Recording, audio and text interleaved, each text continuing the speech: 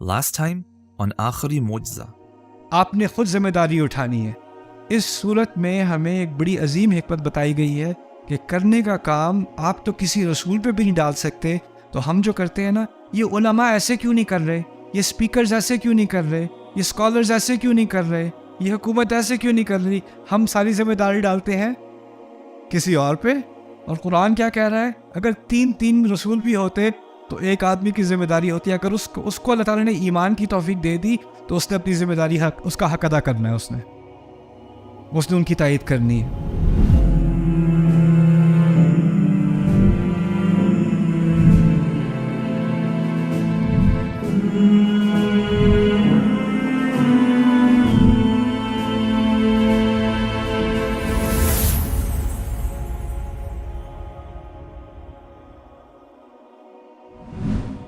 اچھا ٹھیک ہے، پھر ایک اور بات میں آپ کے سامنے رکھتا ہوں.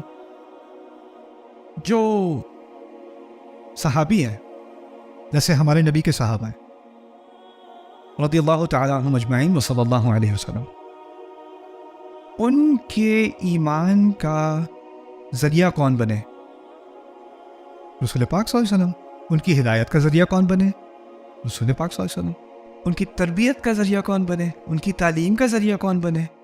ان کو روشنی میں سے اور اندھیروں میں سے روشنی میں لانے کا ذریعہ کون بنے؟ رسول صلی اللہ علیہ وسلم. یعنی صحابی میں جو نور ہے نا، وہ نبی کے نور کی جھلک ہے. سمجھ رہے میری بات؟ یہ بات سمجھ آتی ہے؟ صحابی کا نور کس کے نور کی جھلک ہے؟ رسول کے. ٹھیک ہے. اچھا، اب یہ آیت پڑھتے ہیں. سورہ یاسین کی آیات ہے. وَالشَّمْسُ تَجْرِي لِمُسْتَقَرٍّ لَهَا ذَلِكَ تَقْدِيرُ الْعَزِيزِ الْعَلِيمِ. سورج چلتا ہے ایک خاص مقام اور خاص وقت پر. یہ اللہ تعالیٰ کی تقدیر ہے، اس کے لیے اس کی کیلکولیشن ہے، اس کی جو تمام کنٹرول رکھتا ہے اپنے پاس. العزیز، جو تمام اقتدار والا ہے اور سب کچھ جانتا ہے. والقمر قدرناه منازل، اور چاند کو ہم مختلف منزلوں سے گزارتے رہتے ہیں. حتی عاد کالعرجون القدیم، جبکہ وہ بالکل ہی پرانے نخل کے پتے کی طرح دبلا سا نہ ہو جائے. العرجون القدیم. پھر کہا للشمس ينبغي لها ان تدرك القمر، سورج کے لیے یہ مناسب نہیں کہ وہ چاند سے آگے نکل جائے. ولللیل سابق النہار، نہ رات دن سے پہلے، نہ رات دن سے پہلے آ سکتی ہے. وکل فی فلک یسبحون، ہر کوئی اپنے اپنے دائرے میں گھوم رہے ہیں. میں نے آپ سے کہا تھا رسولوں کا اپنا ایک کردار ہے، صحابی کا اپنا ایک کردار ہے. رسول کا اپنا ایک دائرہ ہے جس میں اس نے اپنا رول ادا کرنا ہے. صحابی کا اپنا ایک رول ہے جس نے رول ادا کرنا ہے. اور رسول کے نور سے صحابی منور ہوتا ہے، جیسے سورج کے نور سے چاند منور ہوتا ہے. رسول کے بارے میں اور جگہ صلی اللہ علیہ وسلم کہا گیا ہے وَدَاعِيًا إِلَى اللَّهِ بِإِذْنِهِ وَسِرَاجًا مُنِيرًا، آپ کو اللہ کی طرف داعی بنایا اور آپ کو ایک نور دینے والا سراج بنا کر، سورج بنا کر بھیجا گیا. یعنی رسول کی تشبیہ صلی اللہ علیہ وسلم قرآن میں کس کی ہے؟ سورج کی. تو صحابے کی تشبیہ کس کی ہوئی؟ چاند کی. سورج کے ہونے سے چاند کا کام ختم نہیں ہو جاتا، لیکن فرق ہے، سورج کی روشنی کامل ہوتی ہے، چاند اونچ نیچ ہوتی ہے. اس میں کبھی بڑا ہوتا ہے، کبھی کم ہوتا ہے، کبھی اتنا باریک ہو جاتا ہے. لیکن اتنا بھی باریک ہو تو اس میں پھر بھی سورج کی روشنی کی جھلک پھر بھی نظر آتی ہے. آپ بات سمجھ رہے ہیں؟ اہل ایمان فیزز سے گزرتے ہیں، کبھی ایمان اونچا، کبھی نیچا، کبھی کمزور، کبھی تیز، کبھی پوری روشنی سورج کی ایسے رات کے اندھیرے میں. اور پھر اگر سورج ہو تو ایسے جیسے چاند نظر بھی نہیں آتا، کیونکہ اس کی روشنی اتنی بڑی ہے. لیکن سورج کی غائبانہ، جب سورج غائب ہو جاتا ہے تو اس کی بس ایک ہی علامت رہ جاتی ہے. وہ کیا ہے؟ چاند. رسول کے ہمارے مابین نہ ہونے میں ہم کس چیز کی علامت ہے؟ ہم چاند ہوئے، ہم اپنے نبی کی علامت ہیں صلی اللہ علیہ وسلم. ہمیں اپنا کردار ادا کرنا ہے. فیزز ہو، کمزوری ہو، قوت آئے، ہر ایک کا اپنا ایک دائرہ ہے. ہاؤ کیا تناسب ہے, عجیب تناسب قرآن میں. یہ بات کہیں اور نہیں کی جیسے یہاں پر کہی ہے. جو شروع میں جو قصہ بتایا اور پھر اس کو کہتے ہیں مانوی تناسب. یہ ہے مانوی تناسب قرآن کا, اور یہ بہت گہرا ہے. اس میں بھی آپ میں سے جو لوگ لٹریچر اسٹڈیز کرتے ہیں, انگلش لٹریچر کے آپ قائل ہیں یا فلسفہ پڑھتے ہیں, پوئٹری پڑھتے ہیں, آپ کو اس کا ٹیسٹ ختم ہو جائے گا. آپ قرآن میں ذرا غوطہ لگاؤ تھوڑا سا, زندگی بدل جاتی ہے. چلیں ایک مثال دینی تھی دونوں کی. یہ آخری مثال ہے اس سیشن کی. بظاہر دو مختلف مضامین کا ربط, یعنی میں کہنا یہاں پہ یہ چاہ رہا ہوں کہ کبھی کبھار دو آیات ایک ساتھ ہوتی ہیں اور لگتا ہے کہ وہ دو مختلف مضامین ہیں, لیکن ان کا کوئی نہ کوئی ربط ضرور ہوتا ہے. ٹھیک ہے, اس کی ایک آسان مثال میں پہلے آپ کے سامنے رکھ چکا ہوں, لیکن میں دوبارہ اس کو دہرا رہا ہوں تاکہ آپ کے ذہن میں پکی ہو جائے. أَلَمْ يَأْنِ لِلَّذِينَ آمَنُوا أَن تَخْشَعَ قُلُوبُهُمْ لِذِكْرِ اللَّهِ وَمَا نَزَلَ مِنَ الْحَقِّ. کیا یہ وقت نہیں آ گیا, کیا ابھی فوراً وہ وقت نہیں آ چکا کہ جو لوگ ایمان لا چکے ہیں ان کے دل خشوع سے بھر جائیں اللہ کے ذکر سے, اور اس چیز سے جو اس نے سچ میں سے نازل کی. وَمَا نَزَلَ مِنَ الْحَقِّ, وہ جو چیز نازل ہوئی حق میں سے. وَلَا يَكُونُوا كَالَّذِينَ أُوتُوا الْكِتَابَ مِنْ قَبْلِ, اور وہ ایسے نہ ہو جائیں جیسے وہ لوگ ہوئے جن کو کتاب ان سے بہت پہلے دی گئی تھی. فَطَالَ عَلَيْهِمُ الْأَمَدُ, تو ان پر بہت عرصہ گزر گیا. فَقَسَتْ قُلُوبُهُمْ, ان کے دل سخت ہو گئے. کن کے دل سخت ہو گئے؟ اہل کتاب کے. بہت عرصہ گزرنے کے بعد ان کے دل سخت ہو چکے, اور ان کے دل سخت ہونے کی علامت کیا ہے؟ ان کے دلوں پر, ان کے جذبات پر اللہ کی نازل کی ہوئی حق بات کا کوئی اثر نہیں ہوتا تھا. بات کو شروع سے جوڑیں. شروع میں کہا ہے کیا اہل ایمان پر یہ وقت نہیں آ گیا کہ اللہ کے ذکر سے اور جو چیز نازل کی حق سے, یعنی قرآن, اللہ کا کلام, اس کی وجہ سے ان کے دل لرز نہ جائیں, ان کے دلوں میں خشوع نہ آ جائے. چاہے اندیشہ یہ ہے کہ وہ ایسے نہ ہو جائیں جیسے ان سے پہلے جن کو کتاب دی گئی تھی وہ تھے. ان کے اوپر بہت لمبا عرصہ گزرا, پھر ان کے دل کیا ہو گئے؟ فَقَسَتْ قُلُوبُهُمْ وَكَثِيرٌ مِّنْهُمْ فَاسِقُونَ, اور ان میں سے بہت ایسے ہیں جو کھلے عام نافرمانی کرتے ہیں. فسق کہتے ہیں جب کوئی پھل وغیرہ سڑ جائے نا, اور اس کا سڑا ہوا باہر نکلنا شروع ہو جائے. ایک تو ہوتا ہے سیب اچھا بھلا لگ رہا ہے, لیکن کاٹ کے کھولو تو پتہ چلا اندر سے خراب ہے. وہ ہے فاسد دال کے ساتھ. ایک ہے سیب رکھا ہوا, اس میں سوراخ آپ کو ابھی سے نظر آ رہا ہے, اور وہ گل رہا ہے اور اس کا باہر سے نکل رہا ہے اس کا جوس. وہ ہے فاسق. وہ ہے فاسق. انسان فاسد وہ ہوتا ہے جو گند تو ہے اس میں لیکن ظاہر نہیں ہوا. فاسق کون ہے؟ کہ گند ظاہر بھی ہو گیا, باہر بھی آ گیا, وہ فسوق ہے. تو کہتے ہیں وَكَثِيرٌ مِّنْهُمْ فَاسِقُونَ, ان میں بہت سارے ایسے ہیں جو اندر سے نہیں باہر سے کھلے عام بھی اب وہ نافرمانی پہ آ گئے, فسوق کرتے ہیں. یہ دھمکی دی جا رہی ہے, یہ دھمکی یہاں ہمیں ڈرایا جا رہا ہے کہ ہم قرآن والے لوگ ہیں, ہمارے لیے ایک خطرہ ہے, ایک پوٹینشیل ڈینجر ہے, ایک وائرس ہے. وہ کیا ہے کہ ہمیں قرآن کا اثر نہیں ہوگا. اللہ تعالیٰ بات کریں گے اور ہمارے جذبات پہ کوئی اثر نہیں پڑے گا. اور یہ ہم سے پہلے کچھ لوگ تھے جن کو اللہ کا کلام دیا تھا, ان پر بھی یہ وقت گزرا ہے. بہت عرصہ گزرنے کے بعد ان کا تعلق ان کی کتاب کے ساتھ ایک مصنوعی سا ہو گیا. اس کو پڑھ لو, برکت کے لیے پڑھ لو, شادیوں میں نکال لو, دلہن کے سر کے اوپر رکھ دو اس کو گاڑی تک پہنچانے کے لیے, کہیں بجلی نہ گر جائے اس کے اوپر, رائٹ. اس کو گاڑی میں جو ہے اس کی چھوٹی سی پرنٹ کرا کے گاڑی میں ریئر مرر میں لٹکا لو, کیونکہ بہت لوگ پاگلوں کی طرح گاڑی چلاتے ہیں تو یہ بچا لے گی. یا اس کی ایک آیت الکرسی نکال کے اس کا لاکٹ پہن لو, یہ اس طرح بچ جاؤ گے. عیسائی کیا کرتے تھے, بائبل کیا کہہ رہی ہے ان کو کچھ نہیں پتا. ایک وہ کروسیفکس لگایا ہوا ہے گلے میں, وہ بچا لے گا مجھے, سلیب لگایا ہوا ہے. ہوٹل میں پتہ نہیں کیا ہو جائے, ہوٹل کی ہر دراز میں کیا رکھی ہوئی ہے, بائبل کی کاپی رکھی ہوئی ہے. انہوں نے یہی کیا تھا انہوں نے اپنے دین کے ساتھ, ٹھیک ہے نا. یا گھر میں جا کے پینٹنگز لگائی ہوئی ہے جیزس کی, آرٹ لگایا ہوا ہے جیزس کا. ہم کیا کرتے ہیں, پینٹنگ لگا دیتے ہیں آیت کی, بڑی سی پینٹنگ لگائی ہوئی ہے, والعصر ان الانسان لفی خسر, ٹی وی کے سامنے. وقت کی قسم, ایپیسوڈ 5 فقط اثر ہی نہیں ہوتا. اثر ہی بند ہونا ختم ہو جائے اس کا اثر. یہاں تک کہ طرح رمضان ہے چلو تراویحیں پڑھنے چلتے ہیں یار اس مسجد میں, وہ ذرا بہت سلو پڑھتے ہیں, وہ ذرا وہ والے جو ہے نا وہ جو اللہ اکبر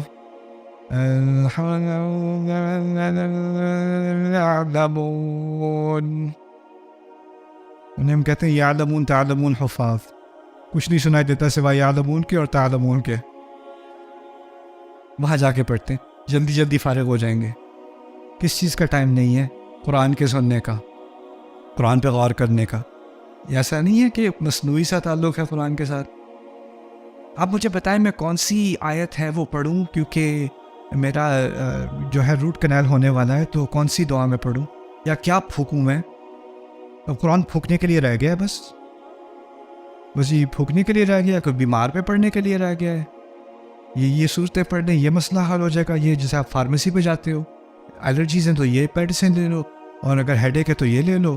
اب وہ قرآن پرسکرپشن پروگرام ہے, وہ کیا بات کر رہا ہے, کیا بات سمجھا رہا ہے, کس شخصیت کی طرف مجھے لانے کی کوشش کر رہا ہے, کن جذبات میں وہ میرے کن جذبات پر اثر کرنے کی بات کر رہا ہے, اس سے مجھے کوئی لینا دینا نہیں. کون سی صورت پڑھوں, کیا پڑھوں؟ لوگ کہتے ہیں جب بچہ ہو رہا ہو کسی کا, پریگننٹ ہو لیڈی, کہتے ہیں سورہ مریم پڑھو کیونکہ اس میں پریگننسی ہے. کیا؟ تو وہ بیٹھی لیبر اس کی ہونے لگی ہے, وہ کہہ رہی ہے یا لیتنی متو قبل ھذا, کاش میں اس سے پہلے مر گئی ہوتی. آیت ہے سورہ مریم کی. قرآن کو اللہ پڑھے, سوچ کے پڑھے. بار بار کہا ہے لعلکم تعقلون لعلکم تعقلون لیتدبروا, تاکہ تم سوچو, تاکہ تم سوچو, تاکہ تم سوچو. عجیب بات ہے, ہمارے کلچر ساؤتھ ایشیا میں ہم نے کیا کیا, ایک دو صورتیں نہیں ہیں, اور ان سے ہمیں بہت محبت ہے. آیت الکرسی سے بہت محبت ہے, ہونی بھی چاہیے. سورۃ الرحمن سے بہت محبت ہے. سورہ یاسین سے بڑی محبت ہے. سورہ یاسین کے شروع میں کہا ہے وَجَعَلْنَا مِن بَيْنِ أَيْدِيهِمْ سَدًّا وَمِنْ خَلْفِهِمْ سَدًّا, ان کے آگے دیوار, ان کے پیچھے دیوار, ان کو ڈھکا ہوا ہے. ان پہ تو کوئی فرق ہی نہیں پڑتا, ان کو دھمکی دو یا نہ دو, ان کو ڈراؤ یا نہ ڈراؤ, مانتے ہی نہیں ہیں, ایمان ہی نہیں لائیں گے. ڈھیٹ لوگوں کی بات ہو رہی ہے جن پہ کسی بات کا اثر نہیں ہوتا.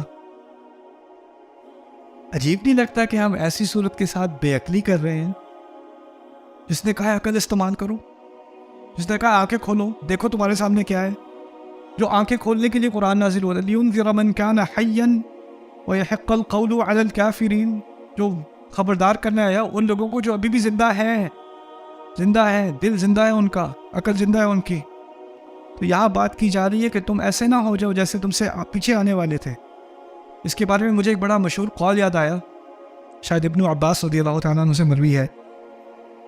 وہ آیت ہے بقرہ کی نا, وَمِنْهُمْ أُمِّيُّونَ لَا يَعْلَمُونَ الْكِتَابَ إِلَّا أَمَانِيَّ وَإِنْهُمْ إِلَّا يَظُنُّونَ, کہ ان میں سے یعنی اہل کتاب میں سے ان پڑھ لوگ ہیں جو اپنی کتاب کو نہیں جانتے سوائے خواہشات کے.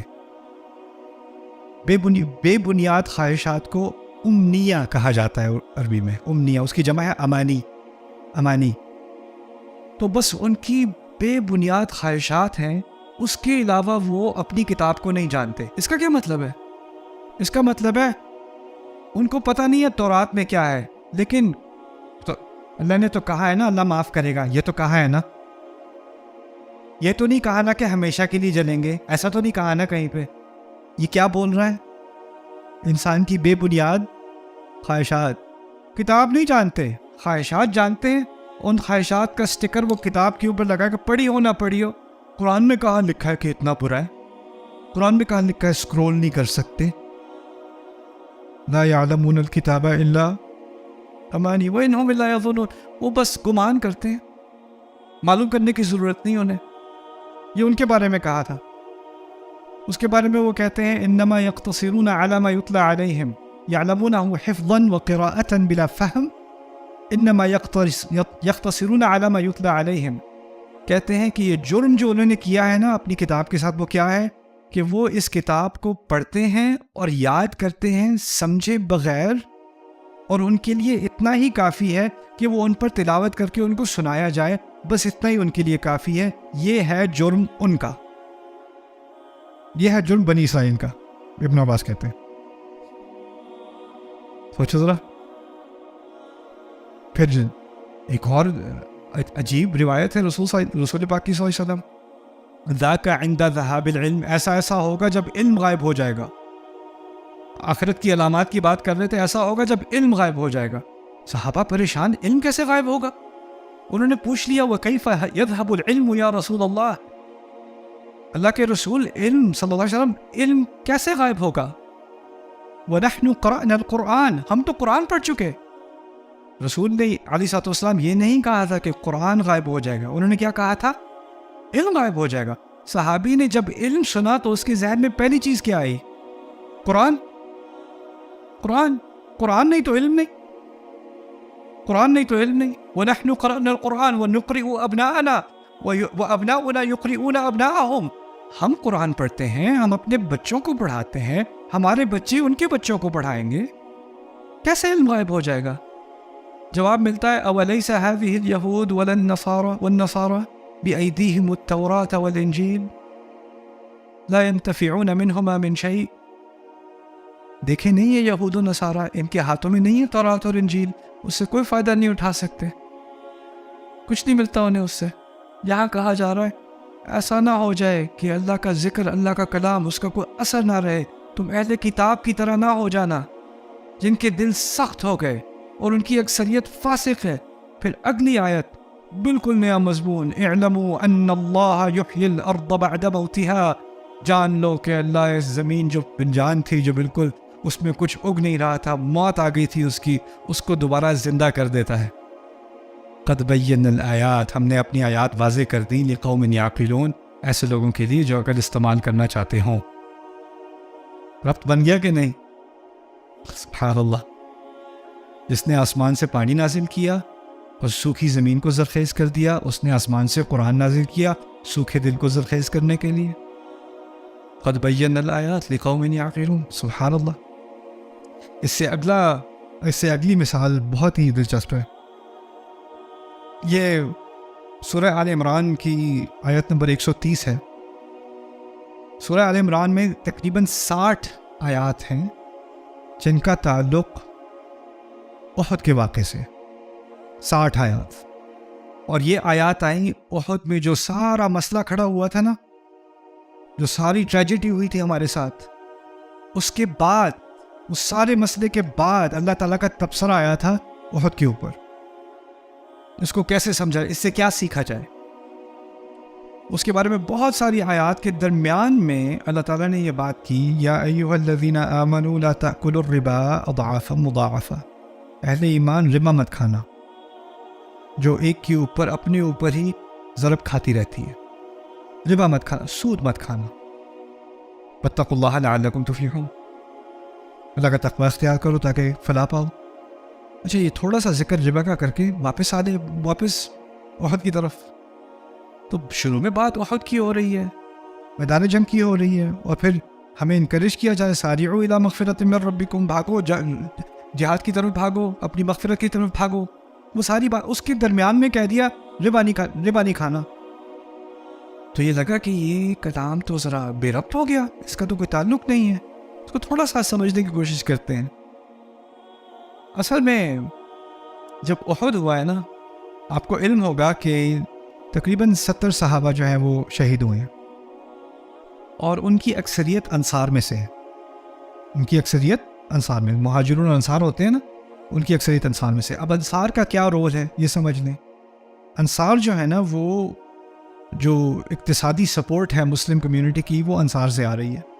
یؤثرون علی انفسہم ولو کان بہم خصاصہ, وہ دوسروں کو اپنے اوپر ترجیح دیتے ہیں چاہے خود بھوکے مر رہے ہوں, چاہے خود فاقے پڑ رہے ہوں ان پر. یہ ہے انصار.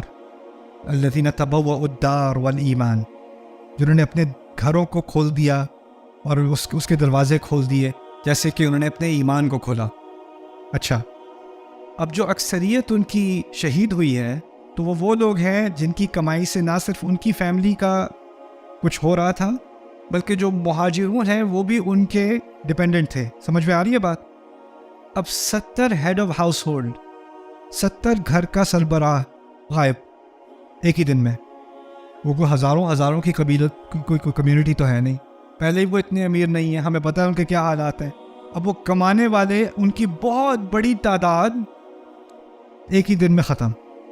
اور پتہ ہے آپ کو کہ تلوار یا زرہ, یہ اسلحہ, یہ لوگ ساری زندگی بچا کے پیسہ ایک ایک جمع کر کے, ایک مشکل سے تلوار آتی تھی ہاتھ, یا ایک زرہ آتی تھی, اور وہ ان کی لائف سیونگ تھی. آپ کی لائف سیونگ بینک میں ہوتی ہے, اس کی لائف سیونگ زرہ میں ہوتی ہے, تلوار میں ہوتی ہے, کیونکہ کوئی چھوٹی چیز نہیں ہے ان کے لیے.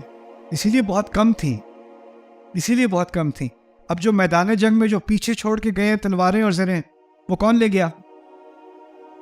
کفار لے گئے, وہ تو لے گئے. تو یہاں اس کو ہم کہیں گے مدینہ کا سب سے بڑا اکنامک کرائسس. بہت کی بات تو ہو رہی ہے, لیکن ایک بہت بڑا اکنامک کرائسس آ گیا ہے, اور اس کی وجہ سے لوگوں کو کھانے کو نہیں ہے, کہاں سے لائیں گے؟ تو اب ضرورت پڑے گی کس چیز کی؟ ادھار کی ضرورت پڑے گی. اور جب ادھار کا کلچر پھیلتا ہے تو ساتھ ہی ساتھ کیا آ جاتا ہے سوسائٹی کے اندر؟ سود آ جاتا ہے.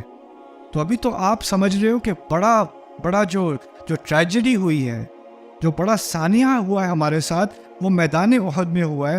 اس سے کئی بڑا سانحہ مدینہ میں آنے والا ہے اگر ربا یہاں پہنچ گیا. وہ جنگ تو آپ ہارے ہو, یہ اس سے بہت بڑی جنگ ہے. فَأْذَنُوا بِحَرْبٍ مِّنَ اللَّهِ وَرَسُولِهِ. کان کھول کے سن لو ربا کھانے والوں, یہ جنگ ہے اللہ سے اور اس کے رسول سے علیہ الصلوۃ والسلام.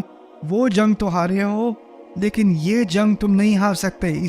یہ اس سے بہت بڑی جنگ ہے. تو درمیان میں اس سارے کلام کے اب جو تمہارا نیا جو میدان جنگ ہے نا, وہ مدینے کے اندر جو ہو رہا ہے وہ ہے. سبحان اللہ, اتنی سی پیاری سی بس ایک آیت, پہلے لگے کہ اس کا کوئی تعلق ہی نہیں. یہ سب چیک یہاں کہاں سے آ گئی؟ یہ اللہ تعالیٰ کا حکیم کلام ہے. ہر لفظ کا ایک تناسب ہے, اس کا ایک مقصد ہے. کبھی لفظی مقصد ہوتا ہے, لفظی تناسب ہوتا ہے, کبھی معنوی ہوتا ہے, کبھی فلسفی ہوتا ہے, کبھی تاریخی ہوتا ہے, لیکن تناسب ہوتا ضرور, مقصد اس کا ہوتا ضرور ہے. اور یہی جتنا یہ تدبر کا دروازہ کھلتا ہے نا, اتنا ہی اللہ تعالیٰ کی جو کلام میں جو حکمت ہے, اس کے قطرے انسان کے اوپر پڑنے شروع ہو جاتے ہیں. اس کا پورا تو ہم برداشت کر نہیں سکتے, اس کی کچھ قطرے ہی مل جائے نا, وہی بات ہے. وہی بات ہے. اللہ تعالیٰ ہم سب پر اپنی حکمت کے قطرے کھولے اور ان کو ہمارے دلوں تک اتارے. چلیں اب آپ پہلی بریک لے لیں, آپ لوگوں کی باری پہلے آج. Subscribe now to the Bayyinah YouTube channel to watch the rest of this series and more great content from Ustad Nu'man Ali Khan. Coming up next time on Aakhari Mu'jiza. فاتحہ میں ہم نے اللہ تعالیٰ سے ایک ہدایت کی دعا مانگی ہے, اور پھر اس کے بعد ہم نے 3 گروہوں کا ذکر کیا ہے جو ہدایت پر ہیں, اور اس کے بعد 2 گروہ ہیں جو ہدایت پر نہیں ہیں. ان میں سے ایک ہیں المغضوب علیہم اور ایک ہیں الضالین. جس ہدایت کی طلب ہم نے کی ہے اس کے بارے میں تفصیلی بحث اب آئے گی بقرہ میں بھی, آل عمران میں بھی, نساء میں بھی اور مائدہ میں بھی. لیکن مزے کی بات یہ ہے کہ